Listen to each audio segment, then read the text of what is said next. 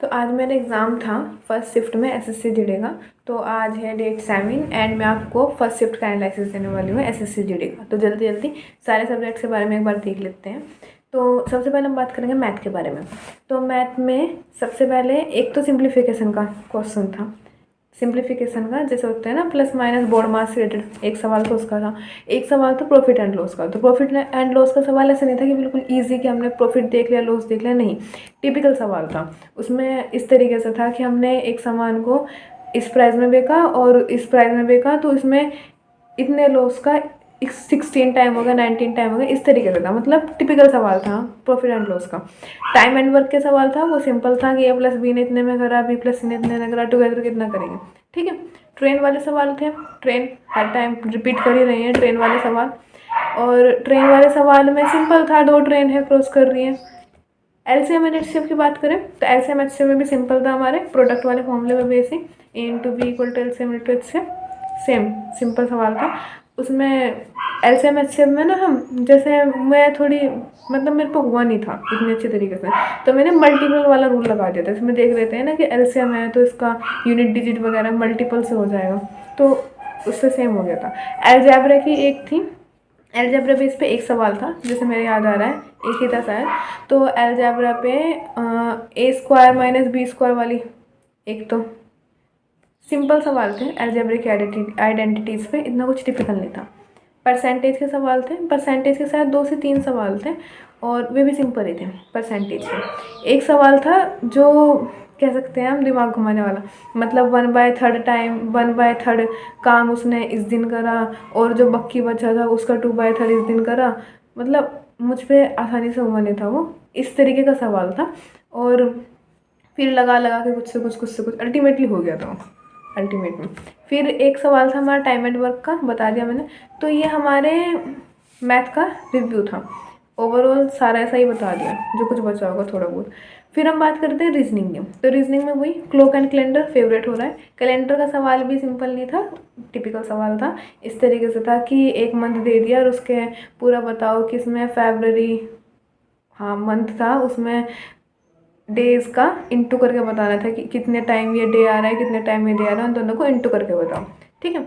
Divisibility के था हमारा कि ऐसी संख्या जैसे डिवाइड होती हो 3 की 4 नंबर की। और उसके अलावा हमारा क्लॉक बेस था। क्लॉक बेस में हमारा ऐसे ही था कि वो इतनी मिनट पीछे चल रही है तो करेक्ट टाइम कब बताएगी, इस तरीके का क्लॉक बेस सवाल था हमारा। और बाकी के हमारे थे सिटिंग अरेंजमेंट के बेसिस पे। सिटिंग अरेंजमेंट के बेस पे 2 सवाल थे। एक तो हमारा सर्कुलर अरेंजमेंट में वही, एक तो टुवर्ड फेस होता है एक आउटर फेस होता है, तो एक तो हमारे सर्कुलर वाले थे। एक हमारा था north side south side left right वगैरह जो वाला। तो हमारे फिगर के सवाल थे, फिगर के सवाल थे 2-3 सवाल थे फिगर के। हाँ ऐसे रिलेट कर करके फिगर देखते हैं ना कि ये वाले फिगर इससे मैच करेगी इससे मैच करेगी, तो फिगर के सवाल थे 2 से 3 सवाल थे। कोडिंग डिकोडिंग थी हमारी, कोडिंग डिकोडिंग के भी 2 से 3 सवाल थे। ABCD alpha numeric base, numeric भी थी अल्फ़ा बेस भी थी, दोनों तरीके की थी। न्यूमेरिकल बेस के भी हमारे थे, जहाँ तक मेरे याद है शायद 3 सवाल थे। अल्फ़ाबेट के भी 2-3 सवाल थे। तो इस तरीके से हमारा पूरा रीजनिंग का ओवरऑल था। वही अगर हम बात करें किसकी, इंग्लिश की, तो मेरे पास इंग्लिश है, हिंदी नहीं है। तो इंग्लिश में हमारे 2 थे एक्टिव एंड पैसिव के, ईजी थे, डुएबल थे। पैसेज था, पैसेज हार्ड था, लेंथी था, कॉम्प्लिकेटेड था, सवाल भी कॉम्प्लिकेटेड थे, घुमावदार सवाल थे, इजी नहीं थे। स्पेलिंग थी काफ़ी इजी थी। और सिनोनियम एंटोनियम के वोकैब के 2 सवाल थे, काफ़ी इजी थे, ठीक है।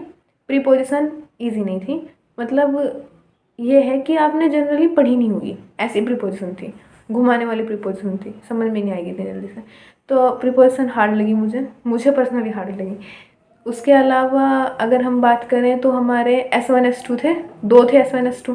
S1 S2 आते हैं ना, क्या बोलते हैं उन्हें, फॉर एग्जाम्पल शायद, हाँ ना। तो S1 है S2 है, इसमें 4 सेंटेंस दे दे, तो वे थे 2 थे, घुमावदार थे, इतने नहीं थे बट हाँ सोचना पड़े, बिल्कुल हलवा नहीं था।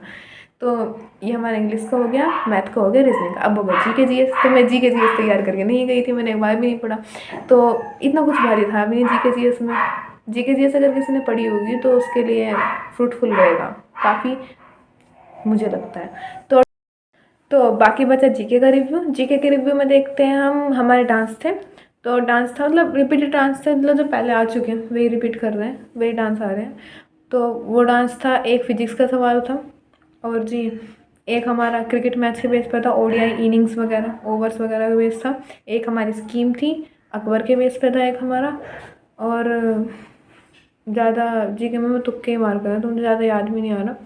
ऐसे ही थे, सिंपल थे सवाल, जिसने पढ़ी होगी वो कर जाएगा। मुझे कुछ भारी नहीं लगा जीके का इस तरीके का, क्योंकि मैंने पढ़ी ही नहीं थी, तो मैं क्या बताऊँ। तो मतलब यही था कि जितना लगा मुझे सुलझा हुआ जीके था, ऐसा कोई भारी जीके मेरी शिफ्ट में मुझे नहीं लगा। स्कीम का सवाल था बस एक, जो थोड़ा सा लगा मुझे। ठीक है, तो ये था हमारे आज की शिफ्ट का रिव्यू, एंड ये थी हमारी 7 तारीख की फर्स्ट शिफ्ट का रिव्यू। और देखते हैं आगे की शिफ्ट का क्या रहने वाला है। होप कि आपके लिए फ्रूटफुल रही होगी। Thank you.